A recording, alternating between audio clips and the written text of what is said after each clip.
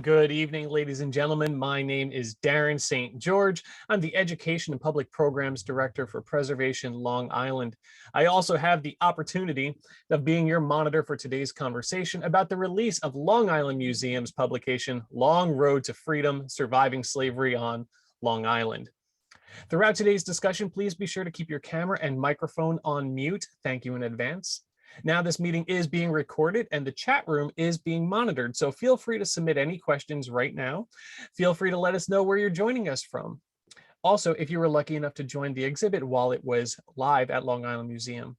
I'd like to thank Preservation Long Island and the Long Island Museum for partnering on this program, and to the Long Island Museum for hosting. Thank you to Lisa Eulander, Emma Blackfish, and Beth Chirelli for making sure everything runs so smoothly. Also, thank you to our panelists for sharing their expertise and time with us today. Today, we are joined by Professor Lynda R. Day, Professor Mark Chambers, and Jonathan Olly.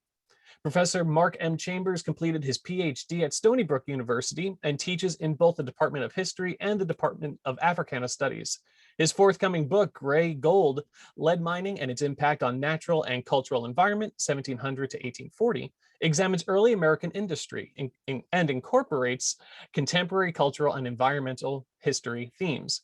He has worked with the Long Island Museum and Humanities New York Reading and Discussion Program. He also served on the advisory committee for the exhibit Long Road to Freedom.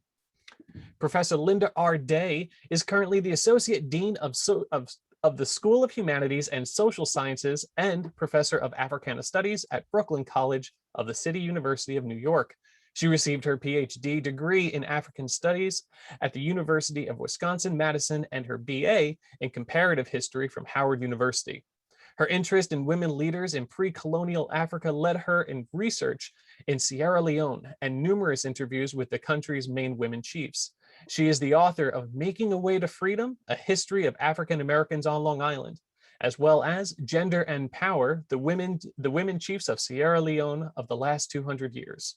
Lynda served on the advisory committee for the exhibit Long Road to Freedom and also spoke at the symposium of the same name. Last but not least, we have Jonathan Olly. Jonathan is a curator at the Long Island Museum in Stony Brook, where he has worked since 2016. He has a PhD in American Studies from Brown University and has previously worked at museums in DC, Massachusetts, Maryland, Maine, and Rhode Island. Originally from Massachusetts, Jonathan contributed his research and essays to an African American heritage guidebook to the Upper Housatonic Valley in Western Mass and Connecticut in 2006. Today's program, we will be discussing in which ways historians, museums, and professors are continually working to make Long Island's past more accessible. We want to understand the current approaches to teaching Black history, as well as to examine how conversations around Northern, and specifically Long Island, slavery has changed over the past few decades and even over the past few months. Now, that is enough from me. I'd like to invite Jonathan to please join us and give us a bit more context about the book, Long Road to Freedom: Surviving Slavery on Long Island. Thank you very much, Darren. Of course, take it away. Okay, so if we can load up the, oh, here we go, loading up. All right, so thank you all for joining us for this conversation. This publication and the 2019 exhibition that shares its name is indebted to the decades of scholarship, advocacy, teaching, and collecting by individuals and institutions in and around Long Island. Now, this project is a part of a growing public discussion of slavery and Black history in New York since the 1990s. Next image. There we go. Many of you will remember the debates that surrounded the discovery of the African burial ground in Manhattan in 1991 and the memorial finally dedicated there in 2007. For Long Island, next image. The 1990s began a new era of scholarship about African American history across the island, particularly Lynda Day's book, Making Way to Freedom, and individual community histories, next image. The latest of which is Christopher Matthews' A Struggle for Heritage, which focuses on Setauket. And all of these titles are included in the suggested reading section of Long Road to Freedom, so there's no worry about trying to write these down.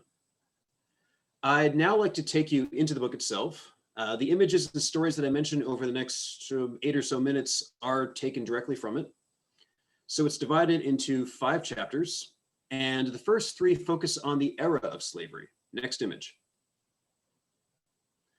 So slavery obviously isn't natural. It was built here, starting in 1626 with the Dutch in Manhattan, importing the first enslaved Africans, some of whom you see in the midground of this Dutch print from 1654, which sought to attract European colonists to settle there. Then slavery was dramatically expanded by the English. Next image. After they took over in the 18th century, they made what's now New York City into a slave trading port with a dedicated slave market. In this detail of a 1733 map, the slave market is the small open-sided building alongside the East River marked with a K. But slavery enveloped Long Island from the east and the west, with English settlers bringing the first known enslaved people in the East End to Shelter Island, where a slave plantation called Sylvester Manor began operation in 1653. Next image. And this was the mansion built around 1737 to replace the original one at Sylvester Manor. A wealth of documents record the process of enslavement. Next image. From purchase in Africa by slave traders. This is a page of an account book from the slave ship Rhode Island, sailing from Africa to New York in 1749, to individual bills of sale on Long Island as people were sold and resold, including Native Americans. Next image. Such as this document for an 8-year-old girl named Sarah, sold from South Hold to Southampton in 1698. This is a story told through documents that today are in the collections of libraries, museums, and private families. Every town on Long Island has a slavery story. But those who were enslaved began resisting immediately and never stopped in ways large and small. One of the most well-known responses was to run away. Next image. For nearly 200 years, Long Islanders opened their newspapers to find advertisements seeking the return of people who had escaped enslavement. These were children all the way up to people in their 90s, like this man named Tom in Southampton in 1791. There's a lot of talk today about freedom and liberty, but even before the American Revolution, those principles were being enacted by enslaved Long Islanders at the risk of death or great violence. Next image.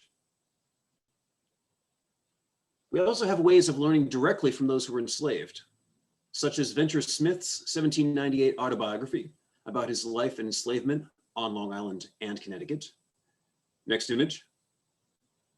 The writings of Jupiter Hammond, the first published Black writer in America in 1761 and enslaved on Lloyd's Neck.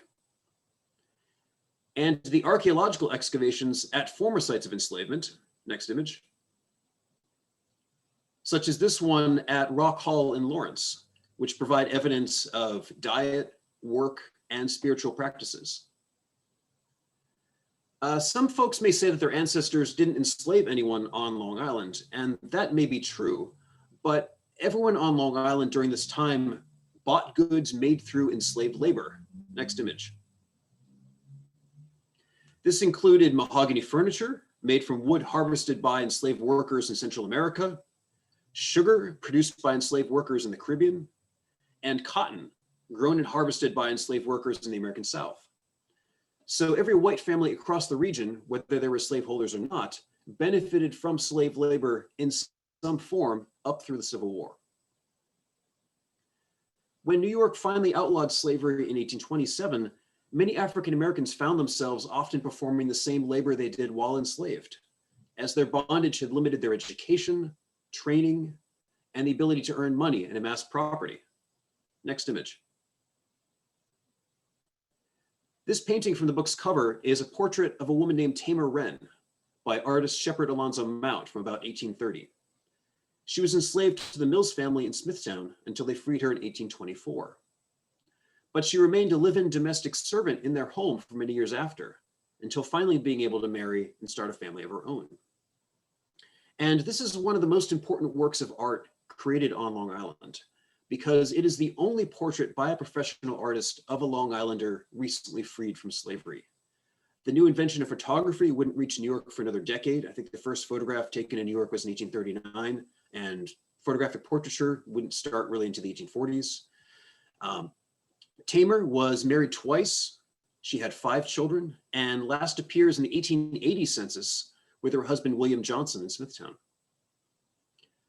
The 4th chapter of the book, next image, focuses on the several decades after slavery's end, when African Americans began building communities, such as Success in Manhasset and Eastville in Sag Harbor. Built in 1832 and 1840, respectively, these are 2 of the oldest Black churches on Long Island. At the start of the Civil War, grandchildren of formerly enslaved Long Islanders enlisted to fight in the Union Army, next image, including David Carl of Oyster Bay. And after the war, the roots of the Great Migration began with African Americans moving north for better opportunities, such as Samuel and Rebecca Balton of Virginia, next image. The couple settled in Greenlawn in 1873, where they farmed, raised a family, and built houses, including their own. The 5th chapter looks at some of the legacies of slavery that make it an essential topic of conversation for Long Island today. Next image. After nearly 200 years, many Long Islanders don't know or know enough about the 2 centuries of enslavement and another 2 centuries of continued racism, segregation, and discrimination. To give but one example, African American historic properties are often overlooked, such as the 19th century home of whaleman Pyrrhus Conser in Southampton, demolished in 2014 and hopefully being rebuilt later this year. Or the ongoing gentrification, next image, of Black neighborhoods such as Azurest, Sag Harbor Hills, and Nineveh in Sag Harbor. But individuals and organizations are working in their communities across the island to document, share, and protect Long Island's Black history. For example, next image, the former structure that housed Randy's Barbershop and Evelyn's Beauty Salon is now becoming the Southampton African American Museum. The Plain Sight Project, next image, is gathering the names of people enslaved in the East End, and it's serving as a model for how this could work in other communities on Long Island. Preservation Long Island launched the Jupiter Hammond Project, next image, to reinterpret the Lloyd Harbor Mansion, where he spent much of his life enslaved, and where he became the first published Black writer in America. And members of the Christian Avenue community in Setauket, next image, successfully advocated to create the Bethel Christian Avenue Laurel Hill Historic District, and then get it put on the National Register of Historic Places in 2017. Projects such as these need our continued support to help us to use the lessons from the past to build a more equitable future. And so that concludes a quick tour of the book and some of its subjects. And so now I guess back to you, Darren. Thank you so much, Jonathan. Let's invite now, having Mark and also Lynda come join us. Go ahead and turn on your cameras. And everyone, one more time, if you have any questions throughout today's discussion, feel free to share them in the chat. We'll be happy to relay them to the panel. All right, so Jonathan, thank you so much for getting started with the book and everything that it's going through. I understand that over 50 organizations, individuals, and private individuals contributed objects to this collection, to this exhibition. Why do you think so many individuals were willing to participate?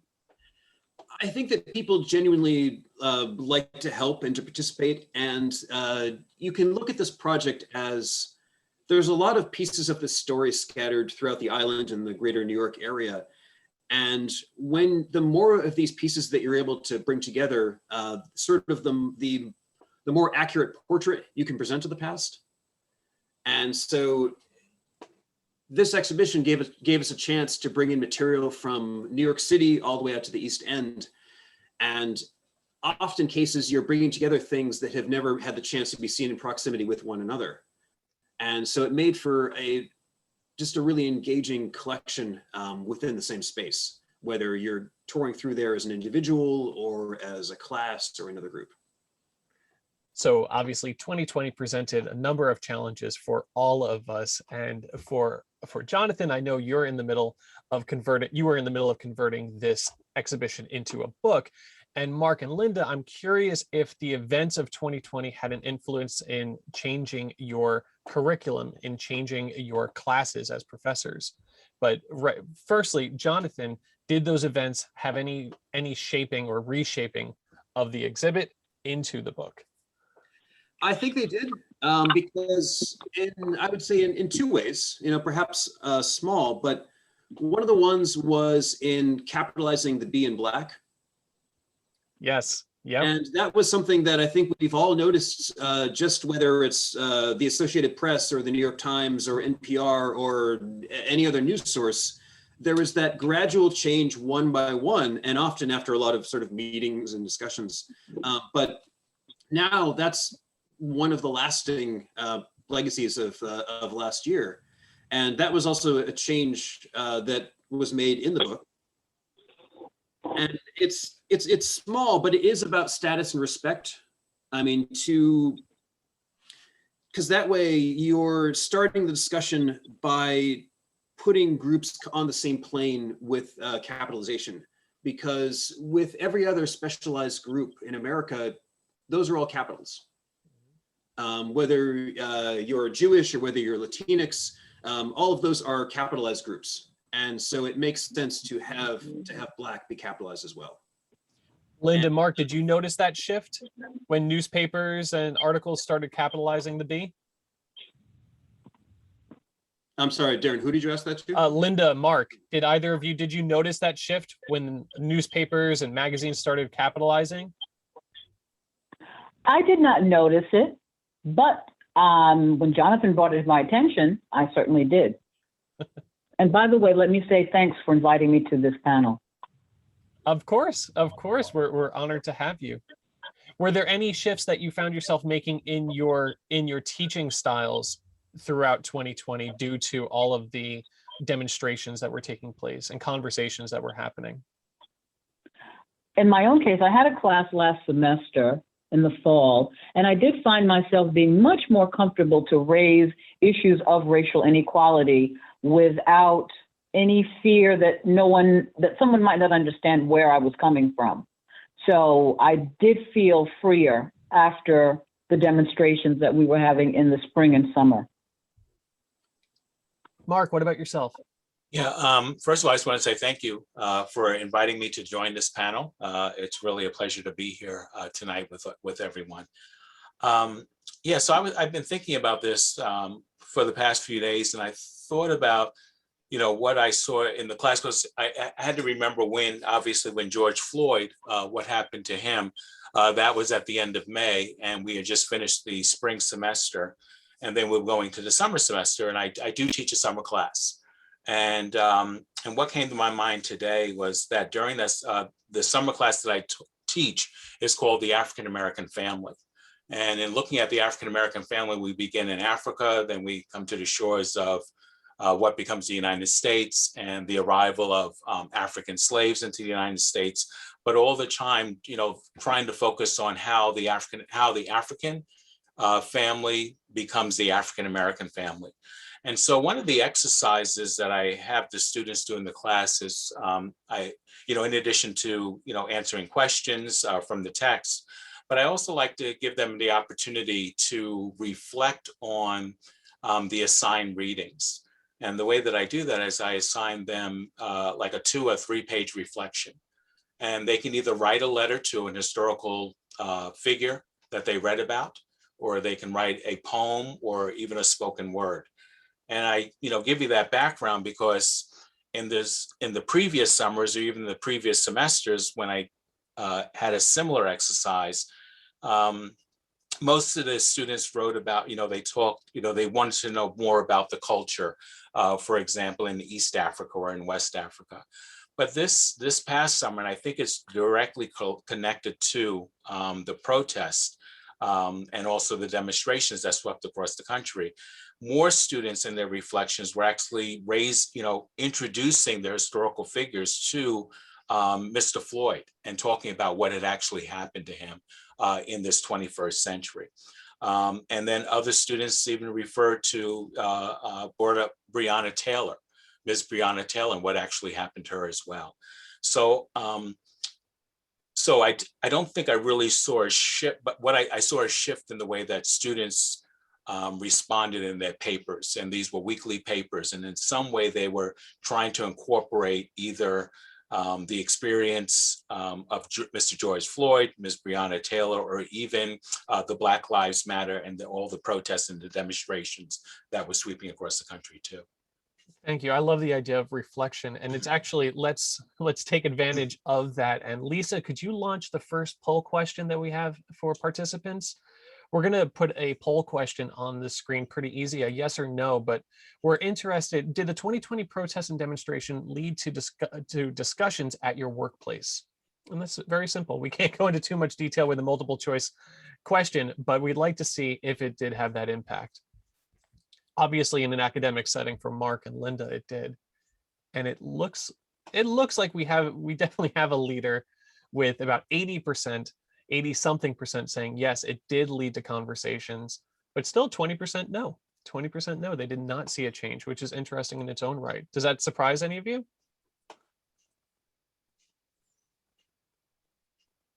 No? Well, perhaps not, because I guess depending on the workplace, those conversations could be perhaps easier to have in certain areas than others. Yep. I mean, I work at a museum, so talking about the past and contemporary culture is goes with the job description. So it's easier to have that dialogue than if you work for the Long Island Railroad or something, or where sort of talking about current events is not part of your work. Yep, absolutely. Yeah. So I wanted to bring up, in the book, it mentions how many people have little knowledge or awareness regarding the legacy of slavery, specifically systemic racism and persistent economic inequality. To correct this, you suggest that we must reflect on the damaging effects of slavery, why they have been so obscured for so long. Now, my question, as a society, where do you believe we currently stand on this road of recognition and reparations? I'll open this up to anybody. Well, yeah. Oh, I'm sorry. Did I cut somebody off? I think Lynda, yeah, I think you were on mute for a second there. But go ahead, Mark, while she remedies that. Go ahead. All right. Yeah. So, with reparations, we're on this road to recognition and reparations, but I think it's important, for many of us, we understand that there's been this long history, right, of reparations, that begins after the Civil War. And then there's also this one period, I think, in history that that may not have been highlighted as much as the period right after the Civil War, and then even moving into the late 1970s and the 1980s. And there was actually a work, a book written by Mary Frances Berry, and the title of it is "My Face is Black is True," and it's about Callie House and her struggle for ex-slave reparations. And so this was, she wrote the book. It was published in 2005. So it's about Callie House, but it's also about this fantastic association called the National Ex-Slave Mutual Relief, Bounty, and Pension Association. I know, a very long title, but what's fascinating about Callie House and her work that she organized in Tennessee and throughout the South, and even Northern Blacks and Northern Whites. So, people were crossing the color line to become part of this movement. But this pension association, by the early 1900s, it had over 600,000 members. And this pension association is thought to have been probably the second largest African-American mass movement in the late 19th century and early 20th century. So it's been in the collective, America's collective memory, the importance of reparations, and also in the African-American community's collective memory as well. Lynda, did you want to say something? It's certainly a complicated issue when it comes to reparations. more and more complicated by the diversity within the Black community in this country. Nevertheless, it's an important issue that needs to be picked up probably in every generation. But the commission, a reparations commission, would be very useful for assessing where we are now, what some possibilities might be, and how we as a country can begin to grapple with the history of deprivation, exploitation of people of color, particularly Black people in the former enslaved population in this country. And I know you had mentioned this to me even before we went on, that you had bills presented in Congress regarding this? Yes, well, there's the one that John Conyers presented years ago to ask for a commission to study reparations. Wonderful. I see. I want to take a moment and start looking at the chat because we have some wonderful contributions. And speaking of recognition and reparation, Lavada, thank you for writing in. She says, "I would just like recognition. See us." Very, very straightforward. So here are a few questions that we have, and feel free, Lynda or Mark, Jonathan, jump in and grab them. But was there an underground railroad for Long Island slaves running away? Okay. Okay, Jonathan. Lynda, you want to jump on that one? That's it's a little bit of sense. I mean, Lynda can comment on this perhaps more in depth than I can. But I've heard heard sort of two camps from historians. One is that, well, if you're looking at it in two pieces, one is the experience of enslaved Long Islanders on Long Island, and then after 1827, enslaved people fleeing through Long Island, possibly to go north to freedom. And some historians say that there was not an actual underground railroad operating on Long Island, possibly because it didn't quite, you wouldn't necessarily want to go, if you're working way to Canada, going on to Long Island would be a departure from that straight route up the Hudson River Valley. So that may not have been sort of the easiest way to do it. But we have some great sights to see, Jonathan. Well, this is true. I mean, granted, tourism is not necessarily perhaps what's chief among your mind. Yeah. But on the other hand, though, there's certainly a rich oral history of people who say that their properties or certain sites are connected to the Underground Railroad because that was passed down through families over time. And so we don't necessarily want to discount that oral history as well. So you kind of have two camps that say, yes, there were, but yes, maybe, and yes, no. So it's kind of up in the air. There's many possibilities and certainly many sites that could have been a part of that. Lynda, go ahead. Well, you mentioned oral history, okay, but there are certainly documents within families, letters, diaries, that talk about their involvement in the Underground Railroad. Kate Velzer's book has pulled together a lot of the documentation and family stories within the various Quaker communities that talk about that. And going to Canada, not so clear cut, but going to New England, Long Island's a pretty good pathway to Bedford or to Rhode Island or to Boston. It's pretty good. So I think it's got at least more possibilities than some of the those who look for formal documentation, which of course you will not find. But within the families, there's a fair amount of documentation within families and diaries.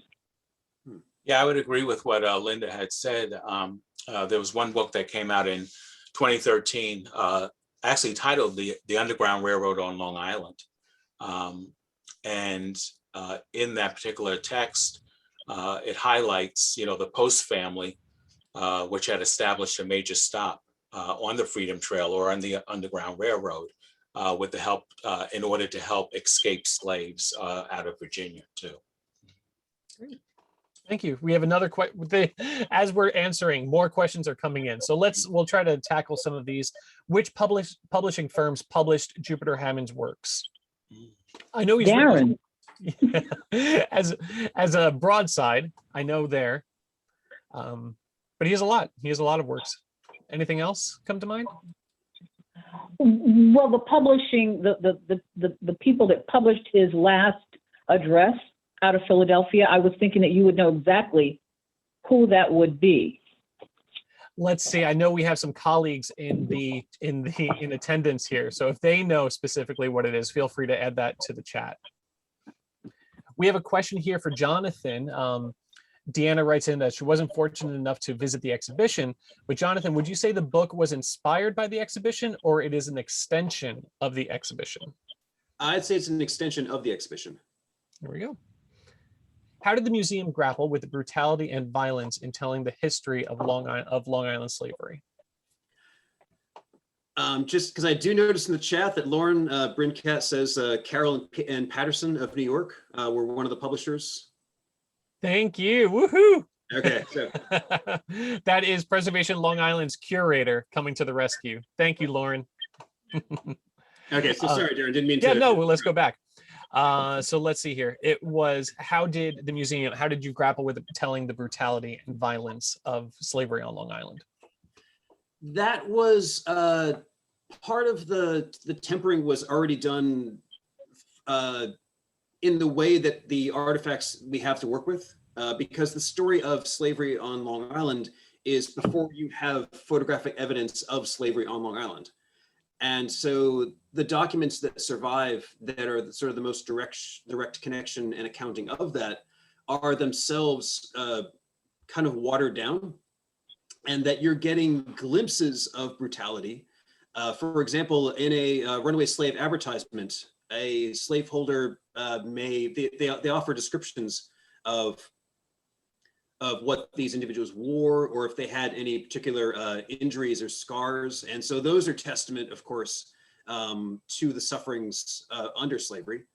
And there were also some individual documents that covered imprisonment, that covered injuries, and then trying to sort of get out of being able to take care of those people. There was the case of an enslaved person who was hired out to a family in Connecticut. I believe they went from Miller Place to a town in Connecticut, and they they injured their leg very badly there.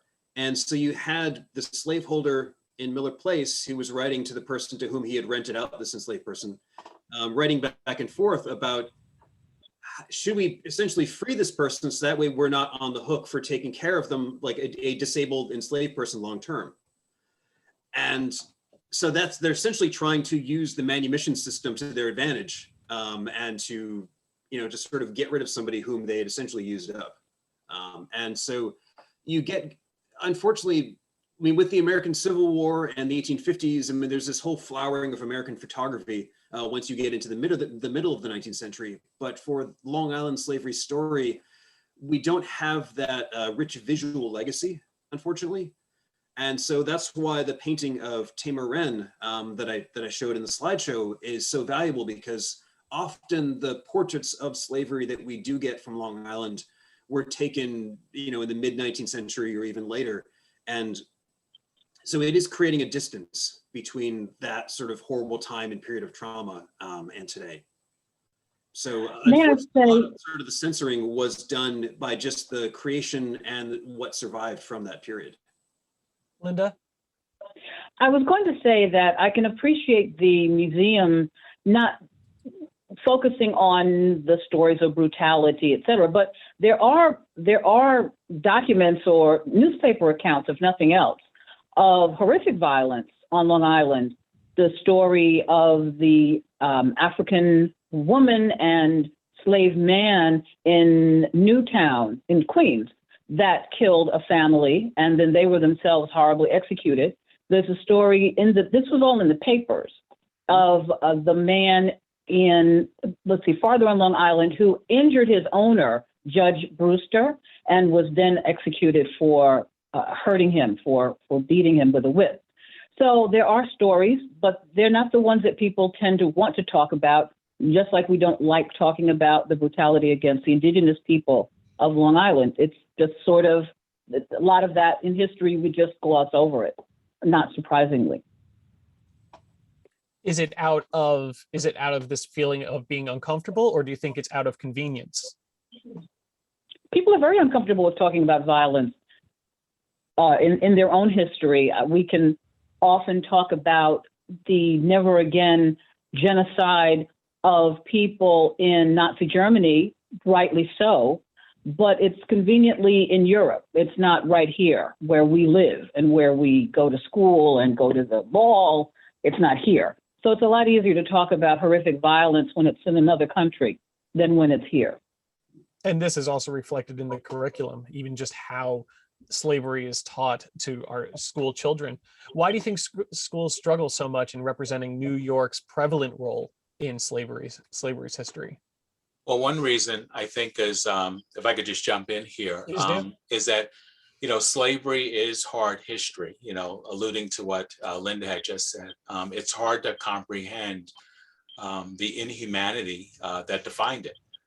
It's hard to discuss the violence that sustained it. And I agree with Lynda that when we could talk about violence outside of the country, but when it comes to our, embracing or trying to understand the violence within the United States, specifically that's centered around slavery.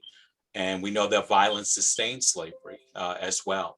And then also connected with, not just within slavery, the violence, but then after the Civil War, and as you move into Reconstruction and post-Reconstruction period of the late 19th century, it's hard to teach about the ideology of white supremacy too, that justified slavery. And it's hard to learn about those who abided it too. So I think that sometimes maybe Darren, when we think about schools here in New York struggling to teach about slavery, so not only is it hard, but also maybe it comes down to the way the textbooks are written as well. The focusing on the heroes, Harriet Tubman, Frederick Douglass, without really giving students the full painful, capital P context of slavery. Absolutely. And speaking of those heroes, we have a question for all of the participants. Lisa, if you could launch that. We're familiar with Frederick Douglass and so forth, but are there any local heroes? Question number 3. Well, this is okay. We can do this one first as well. How did you learn about slavery? Did it come from elementary school, middle school, high school, university, or at home?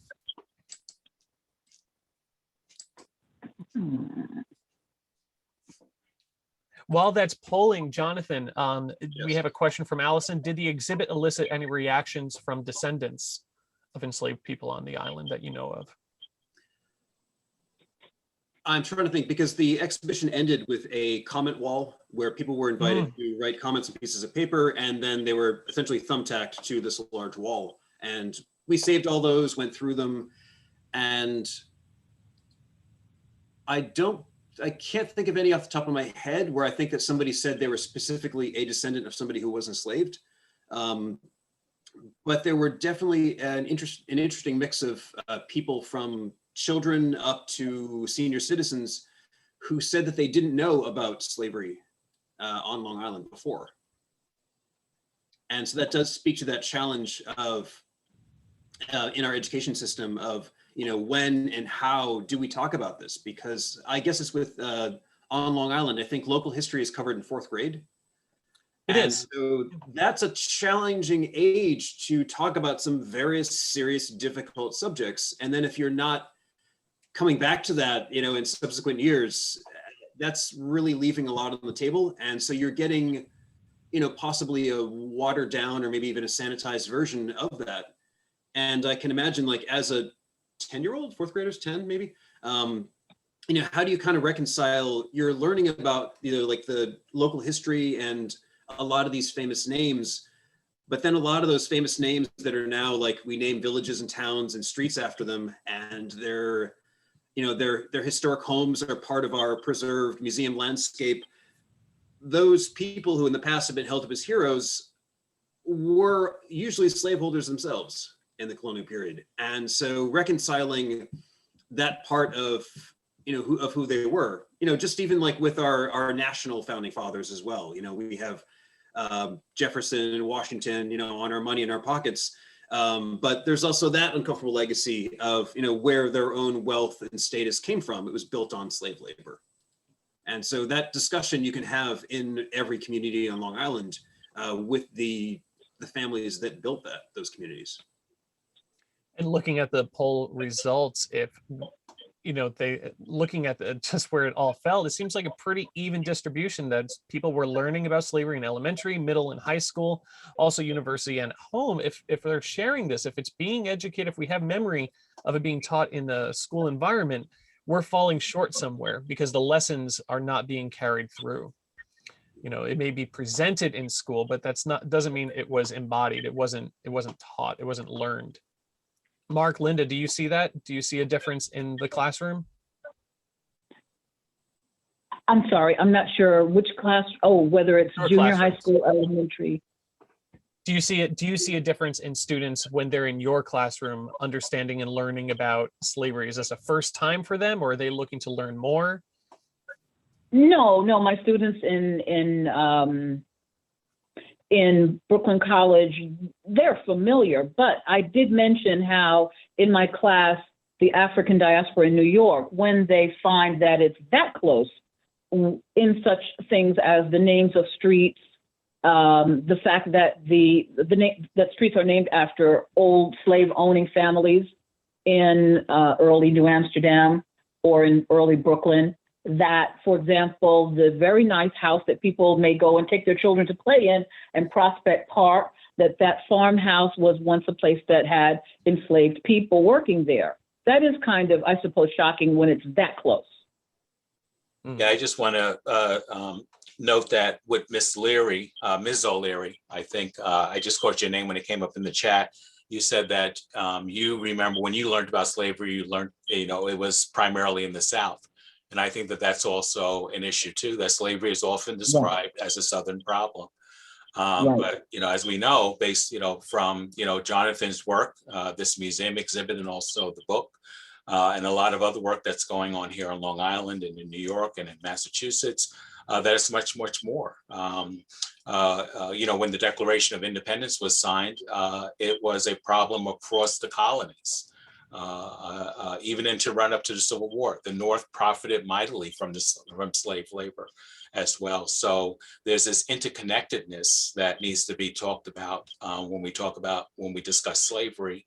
The complicity, right, and the economic complicity between the North and the South. I mean, if you don't have cotton, right, if we want to use cotton and king cotton as a primary raw material, if you don't have that growing in the southern states, then there would be no Lowell, Massachusetts, right?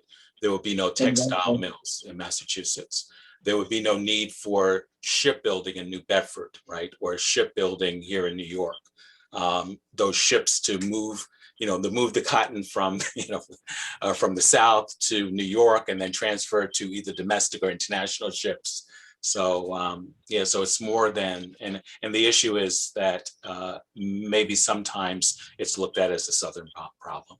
Sorry, I went on a little bit too long. Apologize. No, that's perfect. When my hands start flying around. And Jonathan, you had you phrased this very well the other day. You said that we valued the products of slavery, roads, tilling farms, how children were raised, but we forget the cost. Right. Yep. And also, it's not just necessarily, blame any individuals today about that you should already know about this. I mean, the state of New York and other states in the North have been sort of playing this PR game since even before the Civil War, trying to just basically ignore the history of Northern slavery and then focus on blaming the South. And that was that was the plan. It was sort of a way of rewriting history, of ignoring the local version of that, in order to sort of make it into a black and white, us versus them, right versus wrong.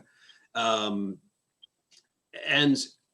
it was a very effective propaganda, and that slavery was forgotten and undervalued as an historical topic for more than a century. And it's really only since the 1960s that modern historians have begun, sort of trying to reconstruct Northern slavery. And it's only been since the 1990s that it's really started to become more of a public discussion. Absolutely. We have a question from Caroline. Did owners move slaves from place to place throughout the seasons to avoid labor, to let's see here, season change based on agricultural laboral needs? If you look at the online, the autobiography of Venture Smith, and because he does go in depth about how he traveled from place to place, and he was enslaved on Connecticut, but then he was hired out to, I believe, cut wood on Long Island. And so it was very common for enslaved people to go kind of wherever they were needed, according to their skills and whatever the needs were in a particular area. So yes. Yes, hiring out was definitely one of the ways that people were generating wealth for their owners while they were enslaved, in that they could be hired out when the workload in a particular area was down. They could be hired out to work for someone else in a different capacity, and the money that they made going to their owner. Yeah, this is true across the board too, whether you're here in New York, Long Island, Connecticut, Fisher's Island, where Venture Smith is. And even if you go out to, the area that becomes the Louisiana Purchase and becomes Missouri too. A lot of slaves are, they're planting and harvesting at, during certain seasons. And then if you're in the lead mining district, then they're actually hired out to do lead mining and lead smelting as well. So. We've been talking a lot about education, and Lisa, could you launch that third poll? This had come up earlier talking about Frederick Douglass, but we have one more poll. Are there any other local heroes you would like to see added to a school curriculum list?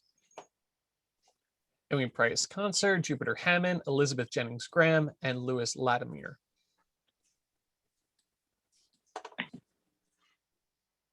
All of these names we see coming up, especially, I'm happy to see news articles every once in a while popping up in Newsday exploring these histories. And right now it looks like Jupiter Hammond is starting to take a lead on this with Elizabeth Jennings. And I know, Jonathan, you've been doing programming on Elizabeth, is that correct? Not myself, the education department. So yep. They can speak from direct experience. Behind the scenes, Lisa and Emma, they've been working on them. Yes. But this is what we need. We need to be able to connect our local history to national history.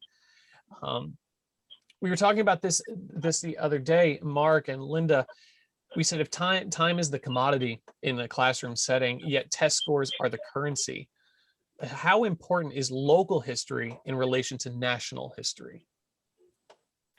Well, I certainly think that people can relate better, especially children can certainly relate more directly to stories about their environment, the environment that they see every day. So that would be very useful if in the 4th grade there was some clearer mention of how their communities were built, who was involved in building them, who was on the land before their houses or their shopping centers were built. I think 4th graders could even understand that and appreciate that. But indeed, we do know that teachers aren't themselves well informed about this information, that the curricular requirements are pretty top down. Generally speaking, they go from the state regents to every school board. And then since No Child Left Behind, there's been a very strong emphasis on testing. So yes, the time of the classroom being aimed to prepare students at various levels for the test doesn't give teachers a lot of room to include other interesting things that students might actually really be able to relate to include a lot of other things for them to learn about.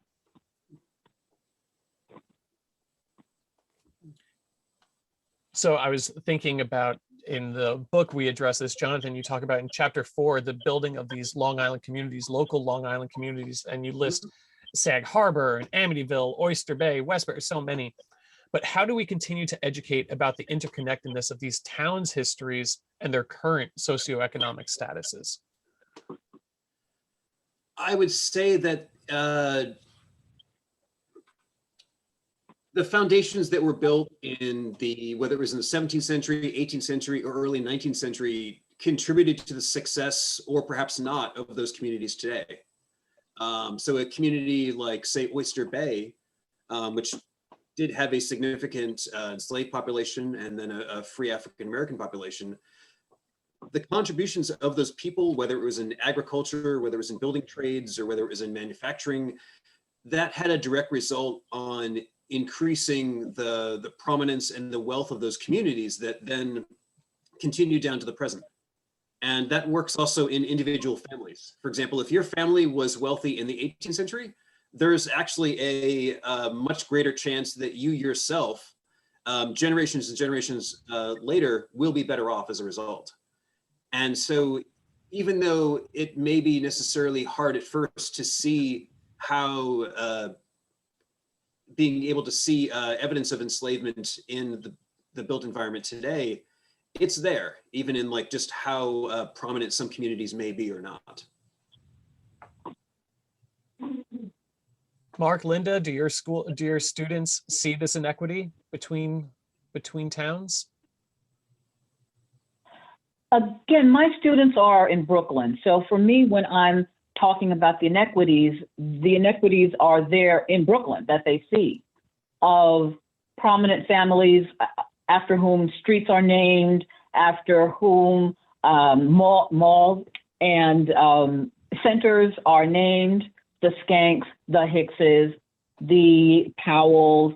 These are people who had vast land holdings in the early days of the colony, and whose people are now wealthy.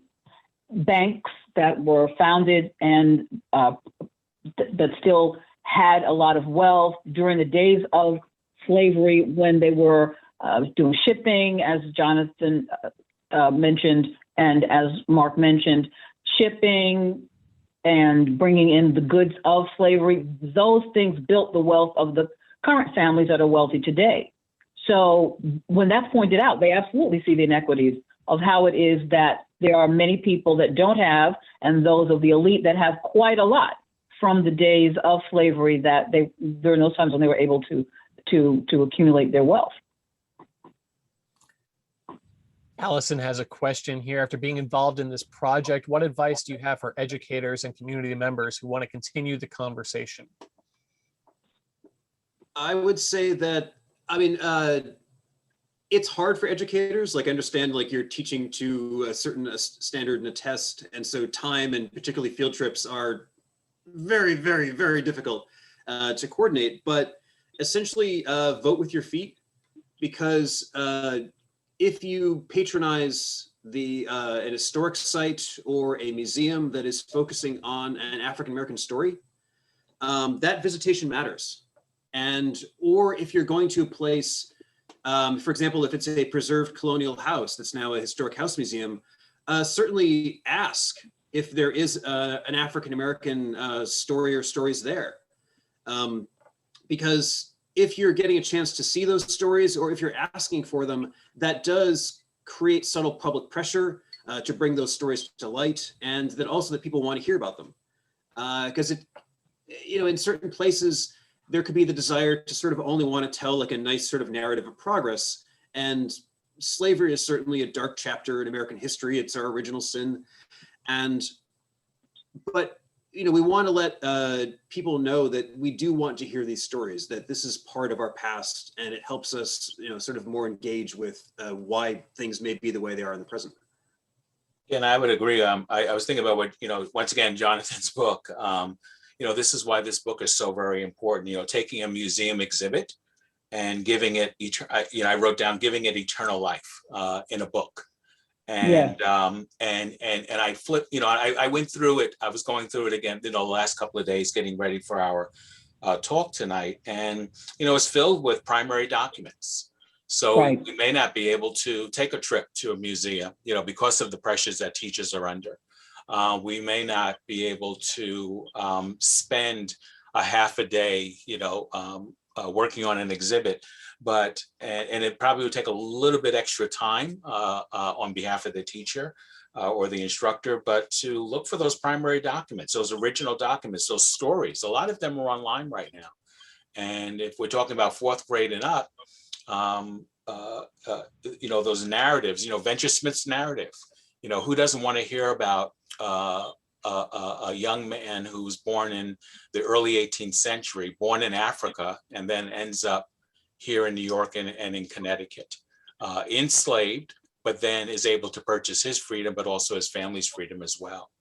And that's where, these documents that are being unearthed by museum curators like Jonathan, educators like Darren, and the work that Lynda is doing are very, very important.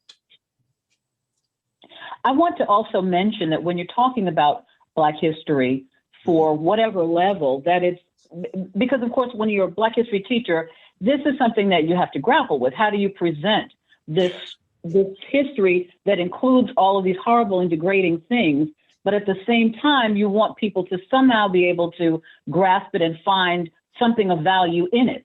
So I like to stress this, the whole concept that human beings and the human spirit and the soul of people are very real and very rich. And so even when you have any kind of oppression, that the humanity of people will still flourish and can come alive in spite of that. So that it's still a story of achievement in spite of the odds, that kind of thing. And that though there were legal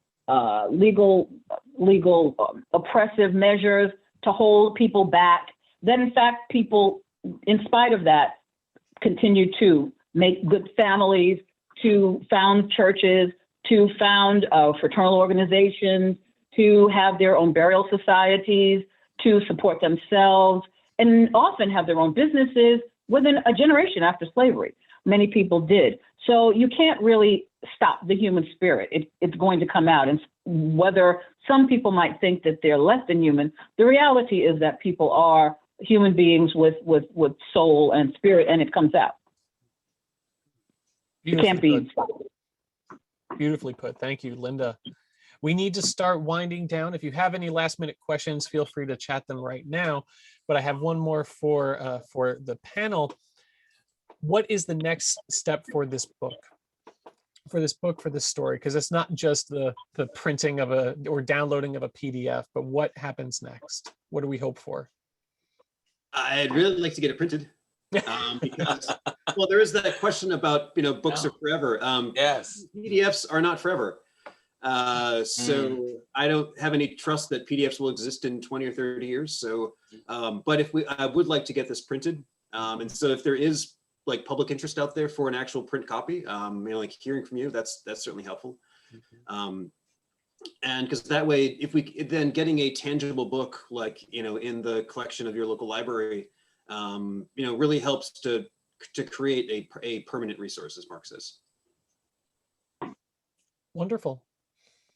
I'd like to thank Long Island Museum for hosting us here tonight. Thank you, Mark, Lynda, and Jonathan, for your time. And thank you, everybody, for joining us this evening. Congratulations on a wonderful book, a transformation from a great exhibit into a wonderful book that can be shared. So I encourage everyone, if you haven't yet, please go over to Long Island Museum's website and download your copy. Mark, I like your yes. I couldn't resist. Thank you very much.